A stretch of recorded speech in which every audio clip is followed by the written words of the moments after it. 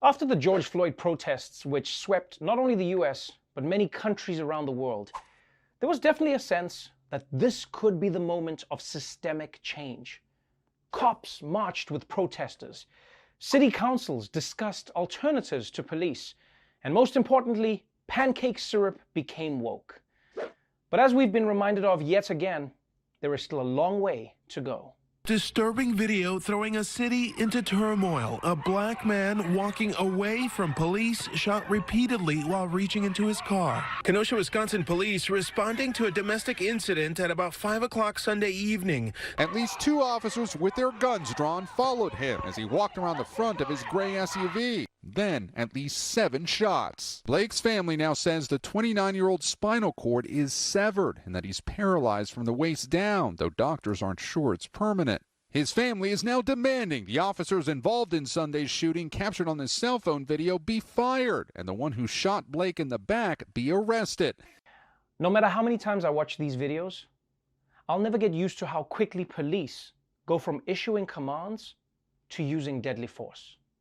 Like, whatever happened to warning shots or tackling a suspect? Like, are we really meant to believe that the only 2 options a cop has is do nothing or shoot somebody in the back 7 times? That's all we have? I mean, think about it. Even when wild animals are loose on the streets, they don't always shoot to kill. They have tranquilizers. They have nets. I never thought I would wish for black people to be treated at least like a wild bear, but here we are.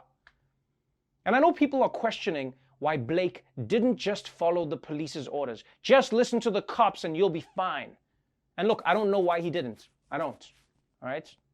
Maybe he was worried because he had outstanding warrants. Maybe it's because he knows what happened to George Floyd when he did follow the police's orders. Maybe he just wanted to get his sunglasses. It doesn't matter to the police because they jumped straight to this black man is gonna try kill us if we don't kill him first.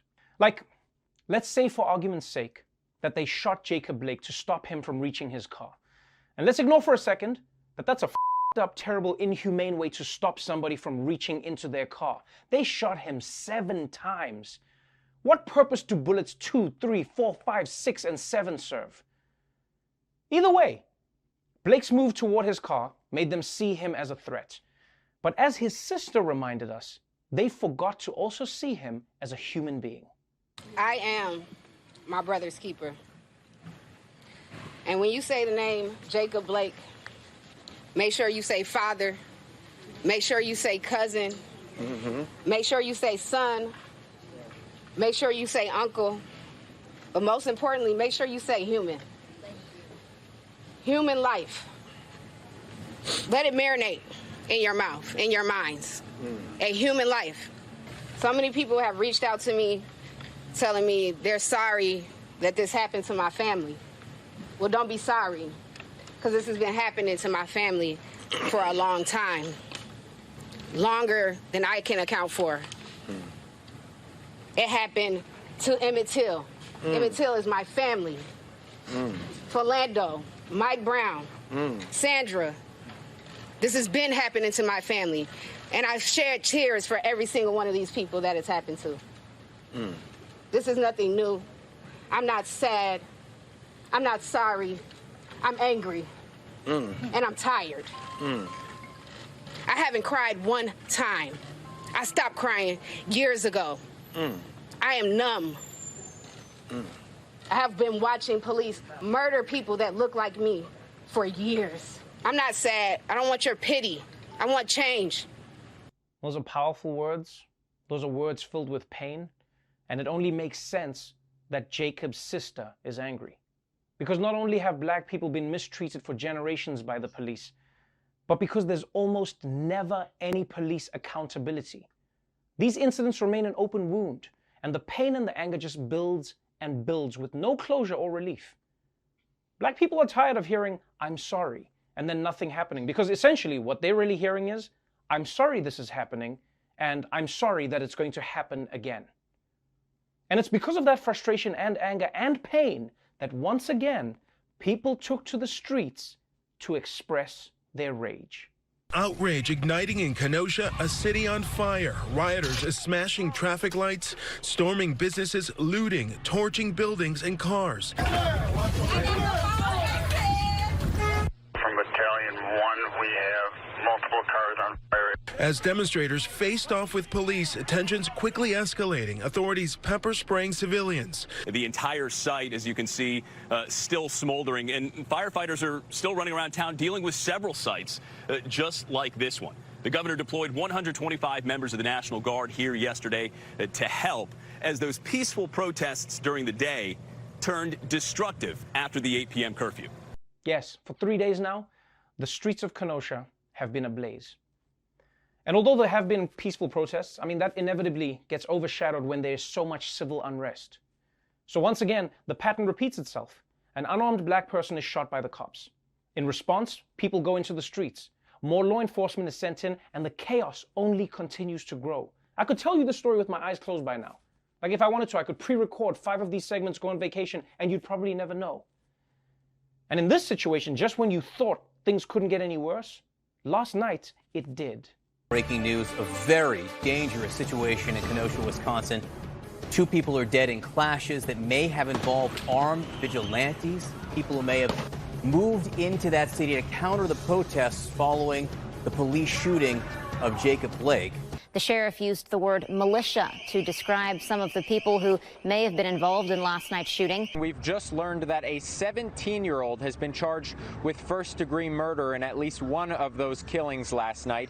And we now have seen some social media video of a man with a long gun strapped across his chest running down the street or walking down the street and being chased by people who are yelling, "He's shooting, he shot someone." The man trips, falls on his own. People still try to come and apprehend him and get him. He then fires again at point-blank range at 2 more people, and then the man continues to walk down the street. He is a white man with a huge gun strapped across his chest with his hands up as you see police vehicles, not 1, not 2, but 3 vehicles who are coming towards him.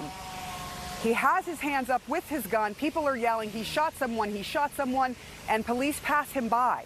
There are a lot of questions here as to why he wasn't apprehended at that time.